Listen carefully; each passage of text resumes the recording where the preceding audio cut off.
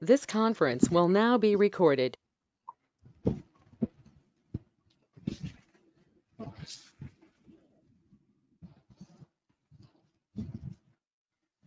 Hello, good morning to everybody. It is audible, na?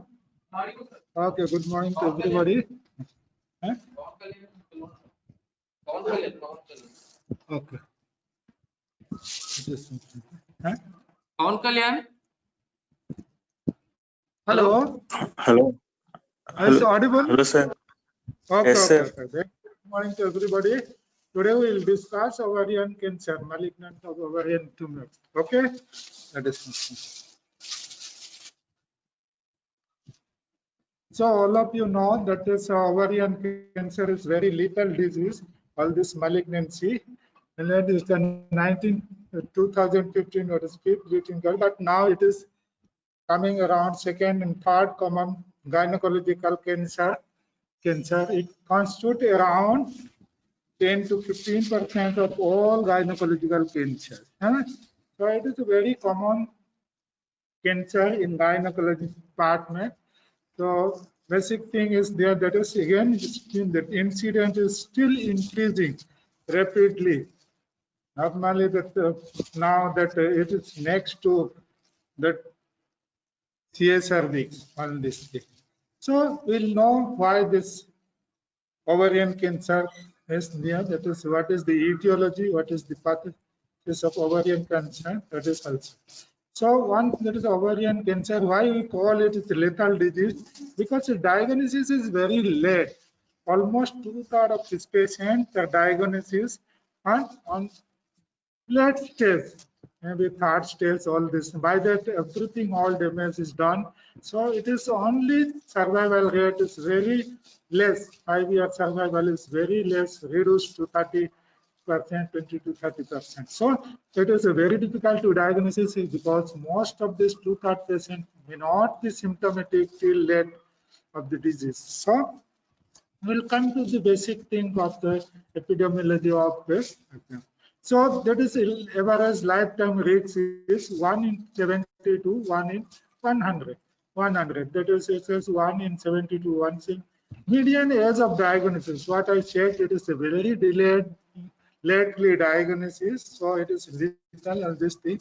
Though it seen in all age groups, before puberty also, during reproductive time also, but most commonly it is a disease of the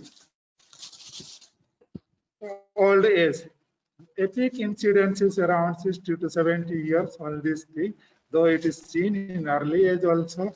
So I told you that that is 75% present with because it is very late diagnosis. Their symptoms are not very common in early stage, stage 1, stage 2.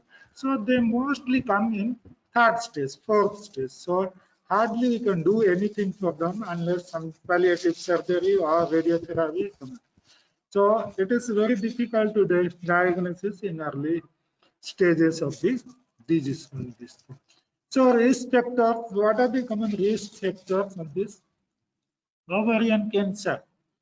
It is all this thing increasing because it is common in older age group around 50 to postmenopausal, any ovarian mass, all these things. Any postmenopausal, any palpable mass, they are susceptible for this is ovarian cancer. So if any history of breast cancer in family or patient herself, then we'll suspect more of this. So genetic factors, again, we have seen that family history of ovarian cancer. Those made a family history of ovarian, they are more susceptible for this is ovarian cancer. So other is genetic factor is now that is it is a hereditary non-polyposis corneal cancer that is also it's present in history family, and it is also that is. And other most important thing now it is coming, the genetic factor is BRCA1 and 2. BRCA1 and 2. These are very common in ovarian cancer. Then BRCA1 is associated with 17 chromosome. BRCA2 is associated with that is 13 chromosome. 13 chromosome. So more commonly BRCA1 is involved in it, and BRCA2 is less involved. So genetic factor, it include almost 5 to 15% of all these things. Other things is reproductive factor, nulliparity, early menarche, late menopause, infertility, polycystic ovarian syndrome, endometriosis, ovulation induction drugs, hormone replacement therapy. These are all these things that is environmental factor, the obesity and high diet, fat diet. Again, it is also associated with the talc exposure.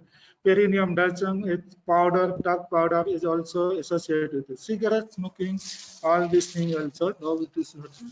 So, basic thing of ovarian cancer is that is ovulation. Ovulation, where it occurs, ovulation means rupture of this that is follicle. So continuous rupture and repair that cause some genetic mutation of this thing. So here that is genetic rupture and rupture. So more the ovulation, more it associated to ovarian cancer. So that's why this more ovulation, all these things is associated. So that's why early menarche, late menopause. So prolong that menstrual cycle ovarian, the ovulation is associated with it. So low risk is that who have had children. So many children are there in between delivery or during pregnancy that there was no ovulation. So chances of ovarian cancer is reduced there. So this is it. So we have breastfeeding. Again, that is lactation or amenorrhea, ovulation is not there. So it is there. Those who have undergone tubal ligation, though when you are doing tubal ligation, what happens there is they are cutting some blood vessels, circulation to ovary is also reduced. That is also one cause. And those who have taken oral contraceptives. When we are giving oral contraceptives, what happens there? That is also, again, there is no ovulation. Some of the dose. If they are using more that prolonged period, then at least for some time, 10 to 15 years, there is less chance of ovarian malignancy. That is also. So that is strongest risk factor families ovarian cancer 5 to 2 result from non-genetic disease. I told you 5 to 15% of this. Lifetime risks, I told you general population 1. But if first degree relative is associated, 5% increases there. 2 degree two first degree relatives associate, it increased to 25. So if family is involved, that is family, and that is any family member is having ovarian cancer, that again incidence will increase. Okay, that is. So ovarian epithelial tumor can be adenocarcinoma, papillary cyst adenocarcinoma, all these things. This is what is classification. So you should know all these things. Mainly ovarian cancers are epithelial ovarian tumor, almost 50 to 70%. Almost some book has mentioned even up to 80% is epithelial ovarian. Other such as mucinous. So it is a serous is most common, mucinous, all this among these epithelial serous, mucinous, and other carcinomas are also, but mostly that is 50 to 60, 70% are serous group. So classification, we are talking about classification, all these things. You should know the normal benign ovarian tumor classification also. Basically, ovarian tumor, benign tumor is classified at broadly epithelial ovarian tumor, epithelial, sex cord, germ cell, lipoid cell, or aneurysma, and other one is mixed one, and other one unclassified soft tissue tumor, but not on this ovary. Other thing, metastatic or secondary cancer. That tumor-like condition. These are the broad ovarian tumor, serous, that is epithelial, sex cord, germ cell, glioblastoma, that is unclassified, that soft tissue tumor, not related to ovary, and again that is other thing is that secondary carcinoma. These are the main broad groups. Among this Epithelial tumor, again there is a serous mucinous, and that is endometrial, clear cell, brain tumor, that is also mixed tumor, that's unclassified, undifferentiated. These are coming under the epithelial tumor. Other thing is that sex cord is granulosa cell, theca cell, Leydig cell. These are all coming under this is sex cord tumor. Germ cell tumor, again, germ cell tumor says on this thing. There's a polyandroma, clear, that is embryal cell carcinoma, choriocarcinoma, that is a endodermal sinus tumor, teratoma, mature, immature. So these are coming under sexual. This germinoma is very common in sexual, that germ cell tumor, that is also. So you have to come across all these things, classifications, all these things there. So, not I told this, that is also classification. You should know all these things. You may be asked in theory also, you may be asked in oral. Most of the time when you get all these things, you have to, we will ask you this classification, benign ovarian tumor. So this is other thing is that is also that this classification broadly how we will know ovarian culture. That is all this thing is first thing what happened, that is also that when you see the structure of ovary, that epithelial tumor arises from the surface of the ovary, the surface of the ovary. So epithelium, serous, mucinous, endometrial, clear, brain and health, all these things is surface of this. Other sex cord. Sex cord is stroma, that is sex cord stroma. Beneath the epithelium, that is a sex cord stroma beneath the epithelium. So germ cell almost it constitutes 60 to 80% or 60 to 70%. Sex cord, though it is less, 5 to 8%, that is, it is arises from the stromal cell beneath the epithelium. And other things, germ cell is again from here.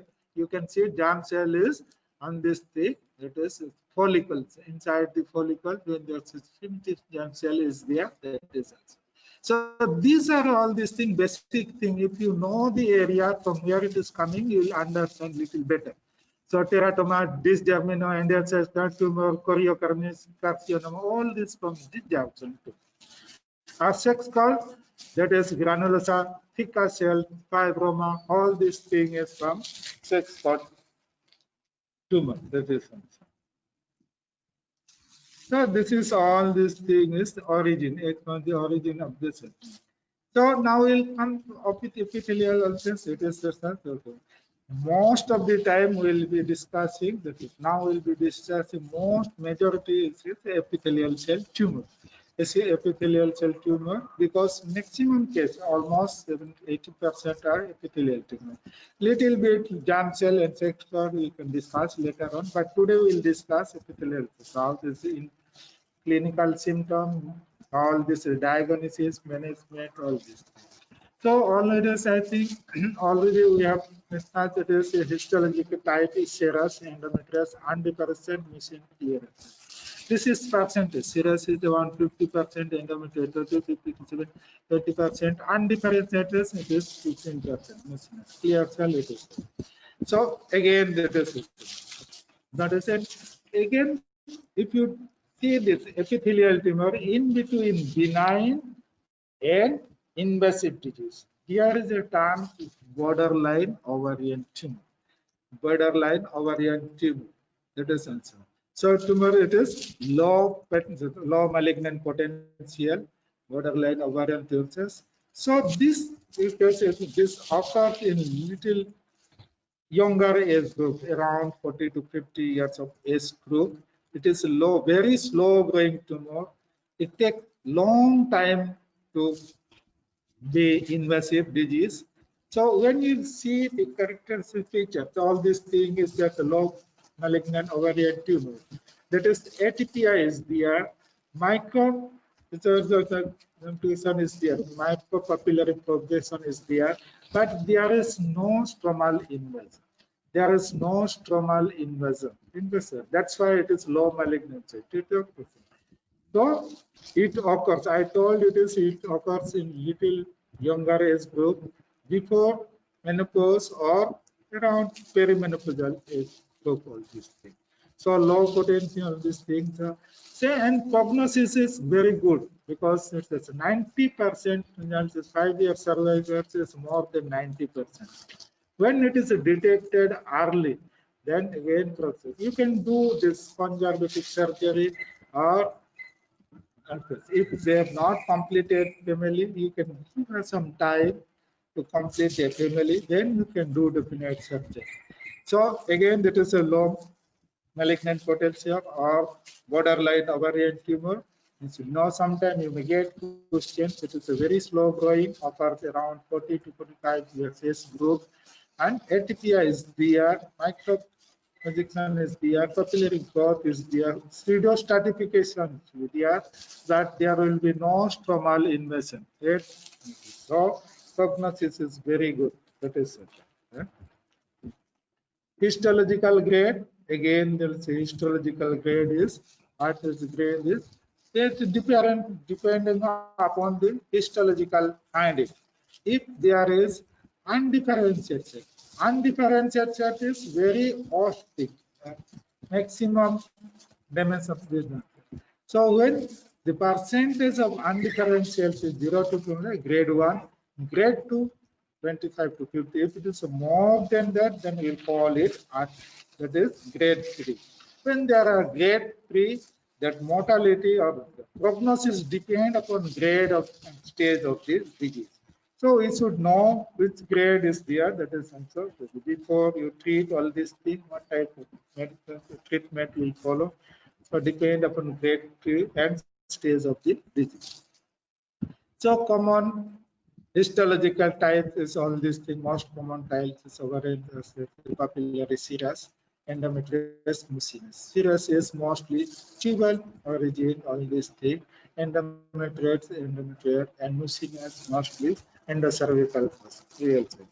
These are all these things is there, clear cells, all these things. This is something is there that is also, it may not be for you or be for post graduation, all these things is there. That is.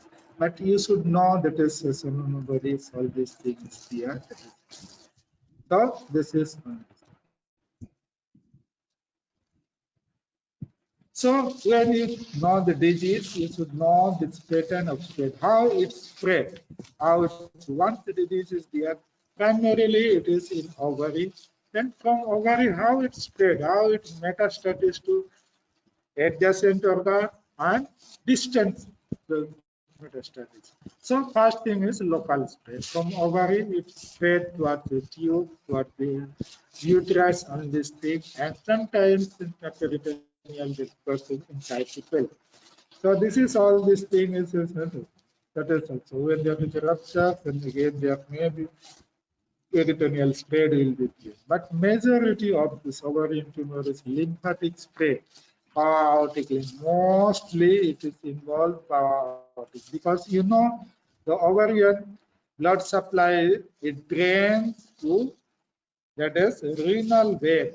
So most of the time, on the other side, right side, abdomen outer, blood supply is from abdomen. So it drains this renal vein. So mostly lymph node involvement is red blood cell. Very lessly femoral lymph. In advanced disease, not stage 3, stage 4, you may have inguinal and pelvic lymph node, but most commonly it is aortic lymph node. And of course, hematogenous spread is there when the blood vessels is there. It's like a distant metal, like lungs, liver, CNS in later stage of this disease. So we'll have all this disease in later stage of the disease. So that is all this thing. This is all this. So diagnosis. So coming to the diagnosis, when patient is coming to you, then you have to diagnosis all this thing. I told you earlier the diagnosis is very difficult in early stages. May not be very huge mass, maybe small mass. mass, size of mass is very material. But if coming, that is also in early, two-thirds of patients may not have symptoms. So it is diagnosis is very difficult, all these things. But when there is a later heart, we will have this symptoms, abdominal lump, discomfort, pain, all this increasing gut, all these things, change in bowel, irregular bowel, irregular. So dyspepsia, nausea, so fullness of stomach, all these things will find. But in advanced disease, what will find? Ascites, edemic sulfur, pleural effusion. So these are all these things there that is you will find also. Not only the mass of the abdomen, sometimes it is small mass of the people mass may have the malignancy. So histopathology is a confirmation of diagnosis, but if symptom is there, it may help in diagnosis. Other symptoms of this also. So these are all these things regulation. And sometimes tumor marker, though we don't do regular screening for ovarian tumor, but at least normally what we'll do ultrasound, see tumor marker, that CA125. It is a very common in epithelial only epithelial ovarian tumor. Other tumor may have this also, but commonly it is epithelial over CA125. But problem is that there's other also, though it is not increased, not very much, then other condition may have increased CA125, like endometriosis, tuberculosis, inflammatory bowel disease, etc. So we have to be very cautious with all these things. So if it is disease, at least it will help the follow up or this evaluation of the successive evaluation of the test. Other tumor, that is not very sensitive, but if it is a germ cell tumor, alpha fetoprotein, beta HCG, it is very common on this thing. Even beta HCG is also helpful in post-operative assessment like chemotherapy and radiotherapy, depending upon monitoring the patient following chemotherapy and radiotherapy. So basically, ovarian tumor, you have to find that is all these things is CA125, alpha beta HCG. The CA125, they may be associated, but not that. And currently, again, inhibin is also very important in case of formal tumor, granulosa cell tumor, all these things. So other thing is diagnosis, ultrasound imaging. What we'll do in ultrasound imaging is, this is ultrasound imaging. So ultrasound imaging is transvaginal is better than abdominal or ultrasound. That is what we'll do if there is a tumor, that is unilateral, bilateral. If you say two tumors are there, that solid tumor, bilateral tumor, solid tumor, size is not tell us what. So I'll see this is inside. If you see that inside, what is there, that if it is more than 50% solid area, then we'll suspect. If capsule is thickened, then you'll say. If the multi-septate, septum is there, then you'll suspect the thick septum, thick capsule, solid area more than 50%, then you'll find. In case it's a hemorrhagic area in between the component of this tumor, then you'll think it is again that is suspicious for this fetal. Sorry, suspicious as malignancy. So this is all this thing you'll see. And other thing is that is Doppler ultrasound. So low velocity Doppler count is resistance flow is there. Then you'll find it is that is malignancy. So this is sorry, malignant ovarian. Again, diagnosis images, CT, MRI. Basically, in advanced disease, if it is helpful in detection of the lymph node. If it is size is more than 1 centimeter, it can really detect all these things. But CT, MRI is more useful in post-surgery, post-radiotherapy, post-chemotherapy, residual tumor, all these things. So this is very important in case of follow-up. That is a follow-up this patient. So again other investigation is also there. Sigmoid scorbarium enema, upper GI or endoscopy. Suppose you want to this primary, secondary, all these things, you with like brain or tumor, you may have to do endoscopy. Where primary is, that is inside that is the stomach. Chest radiograph, again, if it is in advanced disease, pleural effusion or any chest lesion is there, you can see the chest. So these are all these things. Again, staging of the disease. Again, very important, staging of the disease. Because mainly treatment depend upon cases. But I'll just summarize the diagnosis, all these clinical features, that is all these things, that is. So clinical features maybe that is elderly patient present with sudden reduction or rapid reduction of weight, all these things.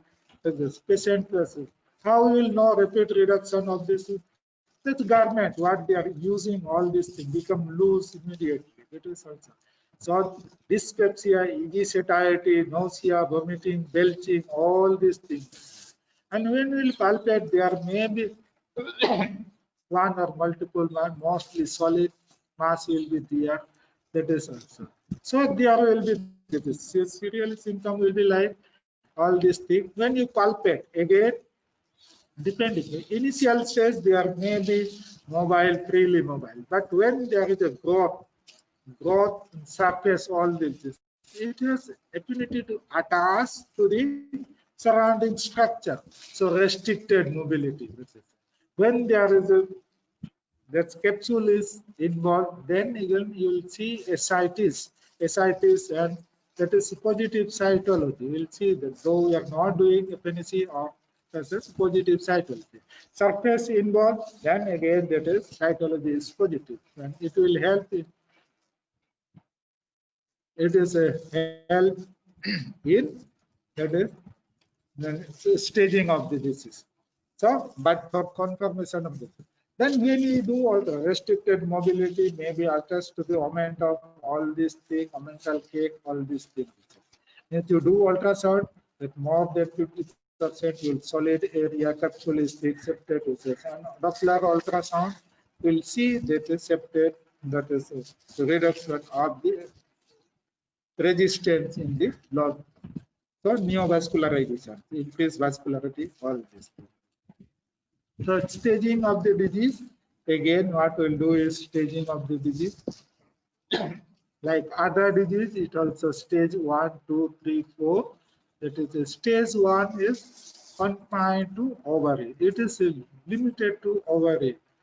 No other adjacent structure organ is only ovary is involved. So stage 1A, maybe only one ovary is surface is intact, no malignant cell in that ascites or ascitic retinal.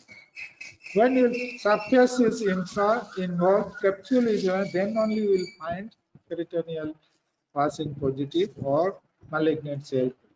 Tumor B, either one or both ovary is there, but there is no peritoneal, no malignant cells in ascitic. Tumor C limited to one or both associated with, that is cytology is positive. So stage 1C, surgical spill. If you are needling all these things, following some procedure, that is this. So stage 1, 2, capsule rupture before surgery, that is also. So capsule is ruptured before surgery, that is also. When your surgical phase, when rupture during surgery, 1, C2, then before the surgery, capsule is ruptured, and on C, malignant cell site peritoneal is positive. So we'll see that the stage 1, C1, C2, C3 on this thing. So this is all this thing is included. So stage 1 confined to the ovary. Stage 1A, only one ovary is no ascitic positive. Stage 1B, either one or both. Still there is no malignant cells. Stage 1C, again it is peritoneal was positive. Again, it is divided C1 surgical spill, capsule rupture, C2 is capsule rupture before the surgery and malignant cell in the peritoneum. That is so stage 2, that is again now we come to stage 2. Again, stage 2 is extension to the pelvic, but inside the true pelvic, not outside the true pelvic, inside below the pelvic tree. So we'll find that is also that, and because it may be inside the peritoneum, posterior wall of the bladder, or the maybe rectum, all these things, but inside the pelvic tree. So maybe extension to tubes, uterus, and this thing. So that is this thing. Stage 1 elevate again extends to the other pelvic peritoneal tissue like it is rectal wall or bladder wall. So again that is C is here now. It is to remove. That is if peritoneal was is positive, then we'll get this. Coming to the stage 3, tomorrow will both the ovaries, cytological still confirmation of this retroperitoneal. In stage 3 is all these things. This involve both the ovary with cytological positive ascites or positive peritoneal washing is there. That is so positive lymph node is there in stage 1. That is retroperitoneal. Beyond the pelvis, when you say the most, it is aortic lymph node, retroperitoneal. Stage 1, retroperitoneal lymph node is a stage 1, A1, metastasis up to 10 millimeters in metastasis. If it is metastasis, stage 1, A2, metastasis more than 10 millimeter greater. Microscopic, again, stage A2, A1 is there 10 millimeter.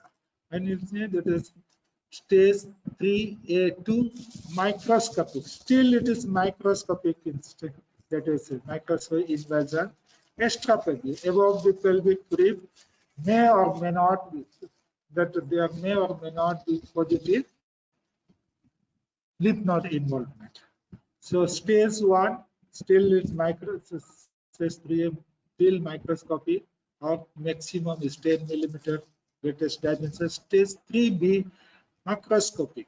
Here it is the macroscopic. Stage B is it is peritoneal metastasis above the pelvic rib, extrapelvic less than 2 centimeter, may or may not be lymph node is involved, and that is it. Here that is only capsule or liver capsule or spleen capsule is involved.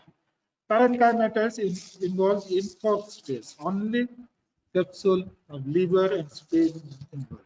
Stage 3 again microscopic more than 2 centimeter, include other features of stage B like capsule of liver and retroperitoneal. So that is all this diagram representation of stage 3 on this. Stage 4. Stage 4 again that is a stage 4 is distant metastasis. All these things, pleural effusion, positive cytology stage. Again, it is divided for A and 4. Parenchymal metastasis. I told you parenchymal metastasis with liver and spleen. The regional nipple here mostly ovarian tumor involved aortic lymph node, but in Bart's disease there may be inguinal lymph node or pelvic lymph node may be involved. So early stage that is aortic, later stage there may be involvement of inguinal and pelvic lymph node. So staging depending upon the staging of the, I told you prognosis depend upon stage and grade of the disease. So survival also depend upon all these things. Stage 1 survival is almost 80 to 90%, stage 2 65%. But when it is stage 3, 30%. Most of these patients come to us at stage 3 or stage 4. So by the time they'll come, the disease is already on beyond here. So survival rate is very less on this. And stage 4, it's reduced to less than reduced to single digit. All this. So I think the prognostic factors of this ovarian cancer is it is depend upon stage and phase of the disease and nature of surgery. That is surgery, what is whether you have to remove complete or partial removal.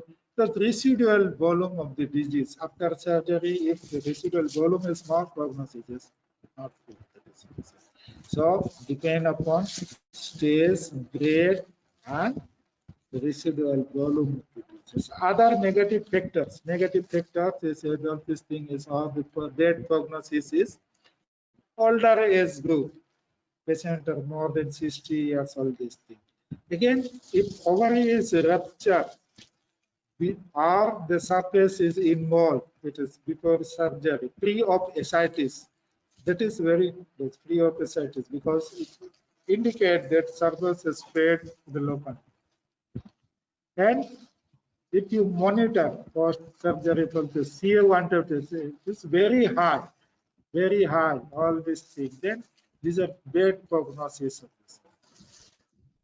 So that is also debulking. So how much you have debulked? That is also optimal cytoreduction. What we call this? Earlier days it was also optimal cytoreduction 1 centimeter, less than 1 centimeter. Now even this is decreased to less than 1 maximum, as much as possible. Better to say as much. So this is all about the test, that is prognosis, all these things. Now we'll come to management. Management again depend upon this. Management again, I told you, depend upon the stages of the disease, grade of the disease, and the age of the patient, whether it is reproductive phase group, post-menopausal, or sometimes we have the early before pubertal area is also influenced. So it depends upon the age of the patient, whether she has completed family or not. All these things like borderline tumor or granulosa cell tumor, all these things you can do using laparotomy and see do unilateral oophorectomy. And if it is a also borderline tumor, you can allow her talk with conception, and later on when she completes her family, you can do the definite surgery. So that is on this thing. And follow examination, that is again follow up. Again, of course, it is follow up also required with 125. So management depend upon stage of the disease, grade of the disease, and that is also other thing is distant metastasis. So initially what we will do is in early stage of disease. It is so it is also early stage of the disease, staging laparotomy. Staging laparotomy, there are some systematic procedure of this thing is staging. So staging laparotomy is do in all ovarian malignancy staging also. So the sequences of this procedure, all the staging laparotomy, that will see the patient as a staging laparotomy. So incisions, we'll start from incision, we'll give vertical incision. Mostly vertical incision while you give this exploration is required. You have to insert all the surface of the peritoneum, under surface of the gland, liver surface. So better to give vertical incision. You have to extend the incision above the umbilicus. So it's easier. If you give transparency, you may not be able to explore the abdomen. So steps of this staging laparotomy, vertical incision. Next is take the ascites fluid. Ascites fluid for this investigation or cytological purpose. So ascites better avoid not to contact with blood. Before it is contact with blood, you take the ascites fluid and send for histopathology. Third one is inspection. Inspection, you explore the all this. First thing is pelvic, bladder surface, and then second POD, you'll see pre-rectal space on this. Any visible infection is there or not. Any mass is there or not. Under surface of the liver surface, you palpate throughout all this thing is there. So, when the insection, proper insection is there, that is, and you palpate the momentum also, because momentum is very common site for metastasis, early metastasis, all these things. So we'll inspect all these things. Then next is biopsy. Biopsy. We have to take biopsy suspicious area. Almost at 11 site you have to take biopsy from this. First thing is under surface of paraphilic border, that is again left and right iliac fossa, posterior to bladder surface, rectal surface, any visible peritoneal masses in pelvic, through pelvic, outside if there is omental is there. So we have to take any other suspicious, and one purpose is the sampling of the lymph node. So almost we have to take from 11 side, thoracic, left pelvic, under surface diaphragm, and it is bladder surface, rectal surface, left thoracic repeater, right thoracic repeater, and it is very important peritoneal. And if there is no peritoneal fluid, you have to peritoneal wash and take it. So these are the biopsy, all these things. So during this biopsy also, what is important is they may not be able to see the tumor cell because microinvasive, all these things. During surgery, if you have facility of the frozen section biopsy, you can send this sample to pathology department and get report within half an hour. Then you can proceed for the proceed for the that is definite surgery. If tumor is the malignant cell is there, it will. But normally what we'll do is all these things, that is we'll do total abdominal hysterectomy, bilateral salpingo-oophorectomy, omentectomy. Either it is partial omentectomy or total hemictomy, and biopsy of this specifically suspicious aortic lymph. This is all this thing. So thing is that is staging laparotomy, vertical incision, inspection of all these things, ascites, weight sampling. If it is not there, then peritoneal washing. Then we'll take biopsy almost for 11 side, momentum, bladder, heart surface, rectum surface, left prerogative, right prerogative, and suspicious area. Lymph node involved. These are all these things. So primary cytoreductive, if it is an advanced disease, all these things. Basic idea to remove as much of this malignant cells or malignant tumor, all these things. So this is cytoreductive surgery is a primary. You have to remove all these things. Even if you are not able to remove, it is a little bit more tumor you are removing. It will help in follow-up of chemotherapy, radiotherapy. So, because if there is a bulk of tumor, that is that may not, chemotherapy or radiotherapy may not be effective. So, we will reduce this as cytoreductive. So, debulking, that what you call primary cytoreduction is first thing with advanced stage of disease, you remove as much of tissue or malignant cell is there, you remove.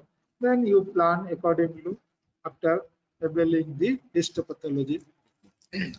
Interval cytoreductive, again, what are the interval cytoreductive surgery? Debulking person is and then chemotherapy is given. That we have chosen second look surgery also. That is also. That how much we keep that is you do surgery with chemotherapy again see this how much tumor is in. And other thing that is a chemotherapy, what we'll do is also after that cytoreductive surgery. Suppose it is after getting the histopathology revision. So you have to put a post-operative chemotherapy. Chemotherapy given before the surgery, that is new therapy is there. So you have to give chemotherapy for at least 6 cycles. You can wait after 1 week after surgery, then you can start. Some even prefer after 2 3 weeks, but can be given after 1 week of following surgery. Ideally, there is a combination of chemotherapy, either it is platinum based, platinum or carboplastin is there.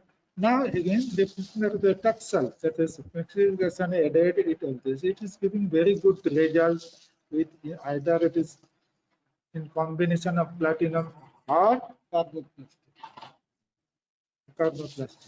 So this is chemotherapy. You can take it. Minimum of 6 cycles of carboplastin or that paclitaxel can be given in this cancer. So dose depend.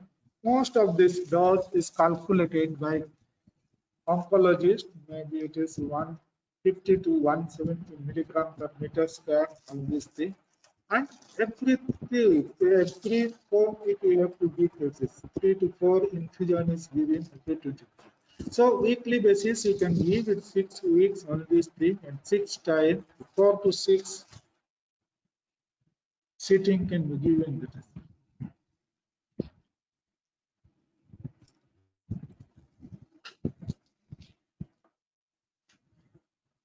So again, that is not only intravenous on this thing. People have also tried with intraperitoneal chemotherapy. During surgery, if there is leaking rupture, they are putting this chemotherapeutic agent inside the peritoneum, installations of this chemotherapeutic agent inside the peritoneum. That is mostly that is cisplatin is also used for the intraperitoneal.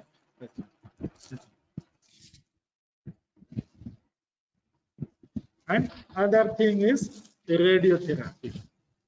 Radiotherapy is not very sensitive to the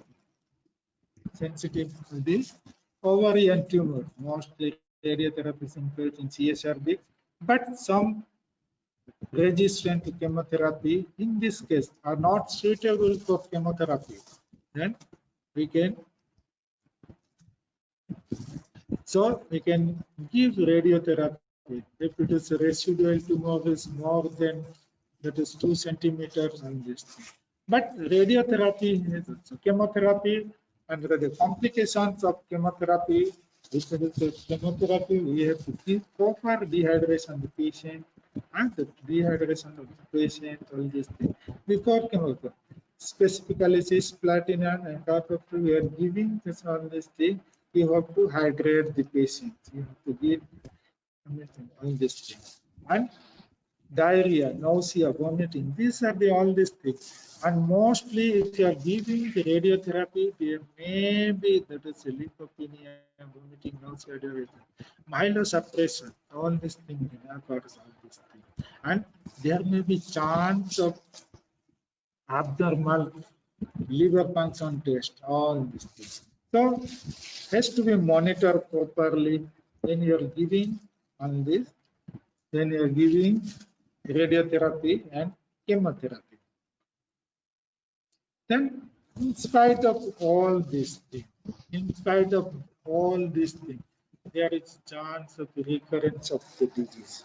So, recurrence of disease may occur in spite of all these things. Once the recurrence is disease, again, because after treatment also, we have to monitor the patient in this thing whether there is a residual disease is there or recurrence is there.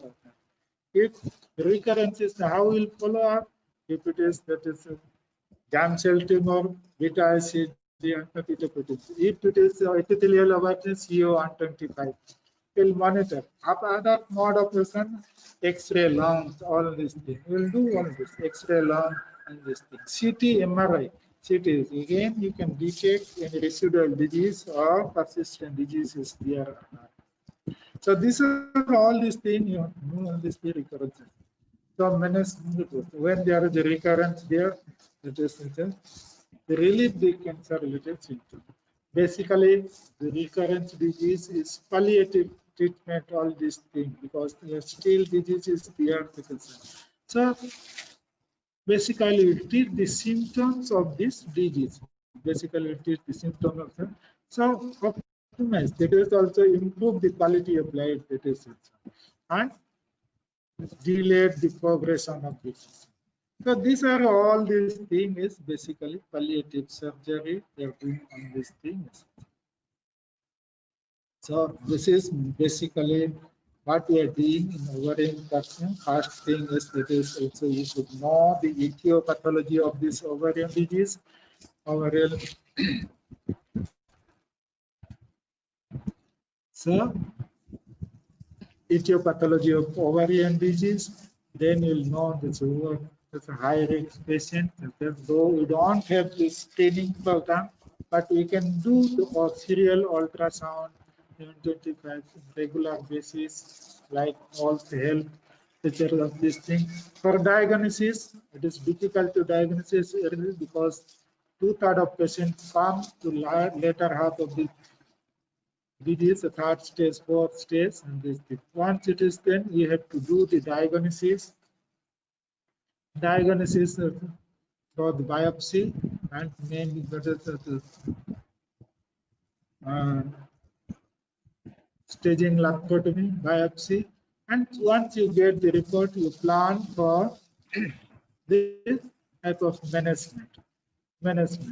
So management of this thing is there. That is, if it is, I didn't know about management of borderline tumor. Borderline is a very low malignant potential. It takes long time to grow all these things. If it is detected before the completion of chemotherapy, if you find the histopathology during surgery, you can leave the conservative surgery later and give her time to finish her fertility. After that, you can do that is a definite surgery. So when you get the patient of ovarian cancer, the diagnosis is very important. And this thing again, when surgery, chemotherapy, and radiotherapy. So I think this over the epithelial ovarian cancer, mostly epithelial ovarian cancer. I think you can go through your books and read it today itself. I think it is okay. Take care, be safe in this thing. Okay, bye.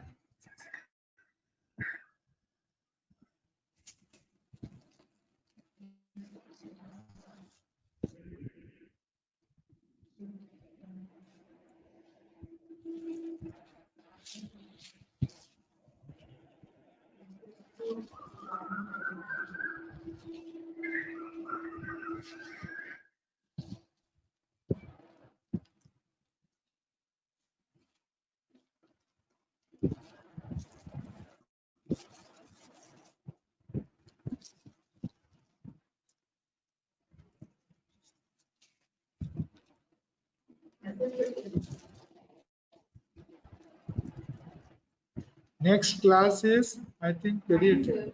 Huh? Your class, that is. There is two classes today.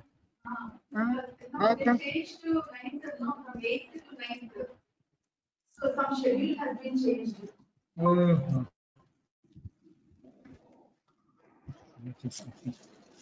so this is how much later?